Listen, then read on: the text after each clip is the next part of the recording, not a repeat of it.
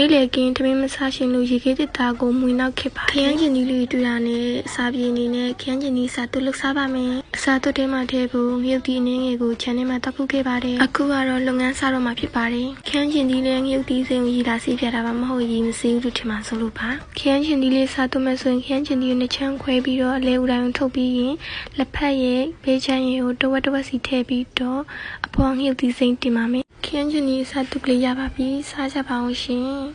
အားစားအရင်ဆုံးရေလေးနဲ့အားစုပ်ပါတယ်အရက်သမားကြာနေရပဲလို့မထင်ကြနိုင်နော်သူကအရက်သမားမဟုတ်ဘူးအားလိုက်တောက်လိုက်ပါပဲအစားရင်ပါစက်သေးကိုအပြေးမောက်ထည့်ပြီးတော့လို့ရေရှက်ရေစားရတော့သဘောကျပါတယ် nice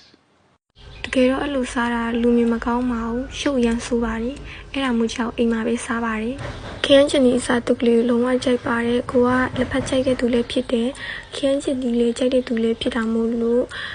အမှတ်ပေးရင်တော့ time of time ပြီးပါတယ်ကြည့်ရှုပေးသွားတဲ့အားလုံးလည်းကျေးဇူးတင်ပါတယ်ရှင် bye bye